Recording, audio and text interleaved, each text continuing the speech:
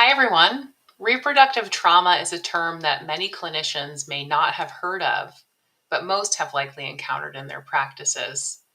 The experiences of infertility, miscarriage, stillbirth, birth trauma, and perinatal mental health challenges are much more common than we realize, and each presents unique mental health challenges that are likely different from what therapists in general practice were trained to treat. I'm Victoria Franz. I'm a psychologist on the PESI team that creates trainings for therapists. And I'm delighted to be here today with Dr. Janet Jaffe, who's been working in the field of reproductive psychology for over 25 years. She is one of my heroes. She's the co-founder and co-director of the Center for Reproductive Psychology, where she works with individuals and couples seeking support on their journey to parenthood. And she's published several highly regarded books, chapters, and articles on infertility and pregnancy loss. I'm excited that Dr. Jaffe will be teaching her webinar on reproductive trauma on June 26th. Welcome. I'm so happy to be here with you today. Thank you. Thanks for that great introduction. My pleasure. I have a few questions for you, and I'll be monitoring questions from our audience as well. If anyone would like to ask Dr. Jaffe some questions about her expertise, we would be delighted. So what is meant by this term that I hear you use, the term reproductive story? What does that mean? So the reproductive story is sort of in a nutshell, it's the story we tell ourselves about what we think it's going to be like to be a parent someday. And it, it comprises so many things, our thoughts, our feelings, fantasies, and dreams of what the perfect pregnancy will be, what the perfect baby will be, and our perfect life will be. Oftentimes it's an unconscious thing that happens in our minds. It's sort of in the back, in this sort of murky area. Sometimes it's very conscious, where people have actually chosen names of babies or children way before conception, way before they've even had a partner to move on with their life. And one of the things that I want to stress about the story is that it is a universal phenomenon. It happens regardless of one's gender, regardless of sexual orientation, regardless of culture or religion. It is a universal. Everyone has a story, whether they have children or not, and whether they want children or not. And sometimes it's the reflection of kind of the self-reflection of what is it going to be like? What is life going to be like, whether I have a child or whether I don't? Oftentimes, people don't recognize that this narrative exists until they've had a trauma or a loss. And then it comes, it's like falling off a cliff. It becomes so real to them, not just the loss of the would-be pregnancy, but all the other losses that come up because of that perinatal loss. I also want to add here for clinicians that so we're talking about it as a theoretical construct, but it's also a very useful psychoeducational tool to use in treatment when it is introduced. And we can talk about how it gets introduced, but when it's introduced, people get it. It's just it's sort of like an aha moment. Oh yeah, that makes total sense to me. And what's very helpful is that it allows people to think about what was written and how they can rewrite their story and find a different ending, whether that includes children or not. That's so helpful. That was my experience when I first heard the term. I wanted to know more about it. I hadn't heard it before. And once I learned what it was, I was like, oh, that makes a ton of sense. And this is something everyone experiences. And Everyone, there are yes. so many ways that it can go awry. And those are what you're calling reproductive traumas, right? Right. Tell us a little more about what makes reproductive trauma unique, maybe from other types of trauma. Uh, Lots and lots of reasons why it is unique. For one thing, the story that we tell ourselves is about the future. Mm, And so most losses that we experience in life, they're sad, they're traumatic, they're painful, but they're about the past. mm, And so if, let's say, your favorite uncle has passed away, the rituals that are in place, the kinds of um, remembrances of that person include sad stories, funny stories, recollections about life with this person. With reproductive trauma, there are no memories. There's no past except for memories that might be really painful and yes. really, really sad. Um, Also, if a close person in our life has passed away, there are rituals that our society has created all these rituals for us to help deal with the loss. There are, excuse me, there are few, if any, rituals that are related to reproductive trauma and loss.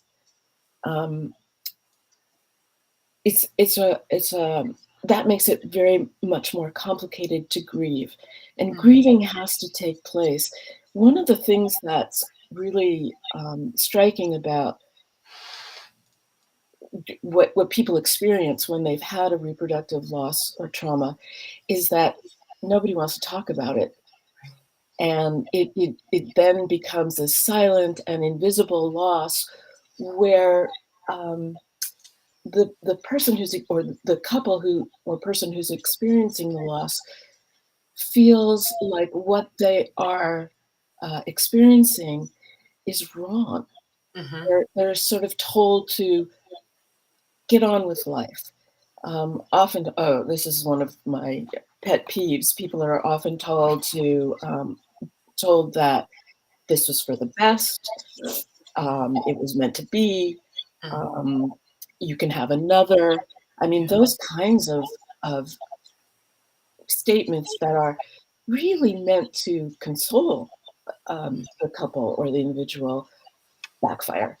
because the messages that what you're experiencing is just not important, Valid. or just move on, just move on. Yeah. It's a little crazy making, because people are told that their feelings don't count, and Yeah. yeah. So there are no rituals, or very few. They're told that it doesn't count, um, and it's and all their hopes and dreams for the future have gone up in smoke. Hmm. Hmm. In my experience, Janet, I've had a number of clients who've experienced pregnancy loss, and they blame themselves so Yeah, much yeah, for that experience. And yeah. it strikes me that to blame yourself in the context then of silence or kind of pat attempts at comforting really creates a significant place for some mental health challenges to grow. 100%, 100%. And I think that the shame around these events and the self blame, those are two of uh, the biggest challenges when people come into for treatment. Um, so I'm gonna focus on women first, although men have the same similar kinds of things, but women especially feel that it's their fault. Their body didn't work right, or really something is wrong. Even if nothing is wrong, Right. they focus on that, and I think it's that sense of responsibility that they feel, um, even if medical staff has reassured them, and I have reassured them that they didn't do anything wrong. There's still this tendency to to focus on that. I've had people, and maybe you have too, who've said things like, it must be my fault I had a Diet Coke. Right. Or it must be my fault I had a glass of wine before I knew I was pregnant. Right. I exercised too hard. Yeah, so many. Exactly. I carried groceries. I mean, things that we do every day that have nothing to do with whether a pregnancy is fails. Um, I remember one person very distinctly, and this was more about a psychological phenomenon than a physical one. Um, I wanted to have a baby girl when her loss was a boy. Mhm. And that kind of the having negative thoughts about pregnancy can also trigger this self-blame. Um, for men too, there's this sense of uh, what did I do wrong? How did I contribute to this failed uh, pregnancy or pregnancy attempt?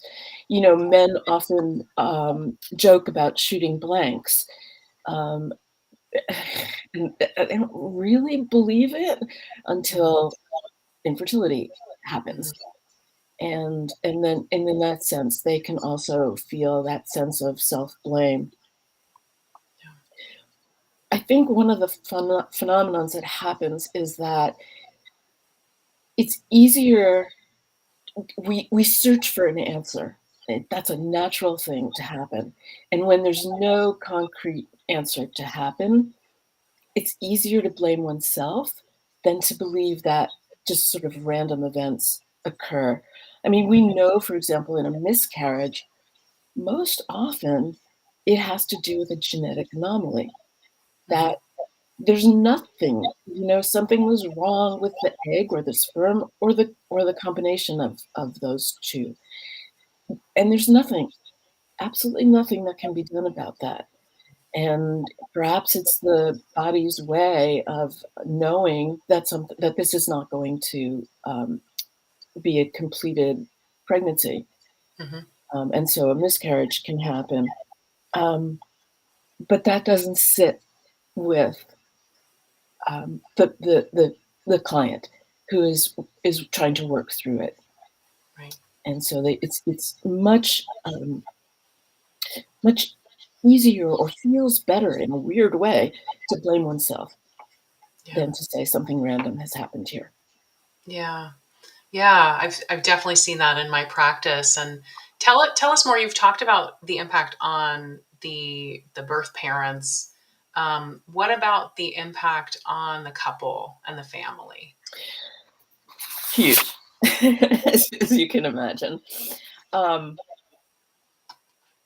I think one of the things that's really important to remember is that each person, whether it's a heterosexual couple or other, each person has their own reproductive story. Mhm. And so they bring to this their own history of what it means to become a parent. Mhm. And if you join up for the seminar, we will talk a lot about how the story develops and what each person can bring to it from their past. I think the other thing that's really important to remember is that everyone grieves differently, Yeah. everyone copes differently, Yeah. and that has a huge impact on any couple. Um, for example, one person in the dyad may need to talk Mhm. about it. They may need to process it over and over again. The other person may have a need not to talk about it, and that Mhm. is just as valid. It also can happen where uh, the couple crosses paths so that when one person needs to talk, the other one needs not to talk, and Right. vice versa. Right. And that happens all the time. Unfortunately, it can lead to huge misunderstandings where if one person may think the other one just doesn't care. Mhm. And it's not true. It's just not true. I've heard more than one time of men, especially men, not wanting to share because they're upset or they're worried that they're going to upset their partner. Mm-hmm. Whereas what often happens is that she feels like, what is wrong with him? Why isn't he talking about this? And rather than thinking that he does care, she thinks that he really doesn't care at all. And sadly to say, it often falls on these gender roles. Mm-hmm. What really upsets her is that he's not talking about it. Not that it's not going to upset her that he will talk about it. Right. I've also heard, again, more than one time of men going into their car and crying Mm-hmm. so that he doesn't bring it home. Mm-hmm. And it again leads to many, many misunderstandings. Yeah. Right when they both need more support. They both need more support. They both need to talk. I mean, I've heard stories of people sort of having an argument about dinner plans when really the issue is we're not relating to each other. We're something else is going on here. Right. And so that's really important. And that's why couples therapy can really, really help. Yeah. Well, thank you so much for your insights today. We're looking so forward to getting to learn from you for a full day on June 26th, where you'll cover all of this and more. I see that your webinar is going to cover cognitive approaches, psychodynamic approaches, narrative approaches, how to help clients have post-traumatic growth, how to take care of oneself as a therapist while working with these issues. So lots more to learn from you. And we're so glad to have you here today and so look forward to learning more. Thank you so much. I'm very much looking forward to it. Wonderful. Thank you so much. Thanks everyone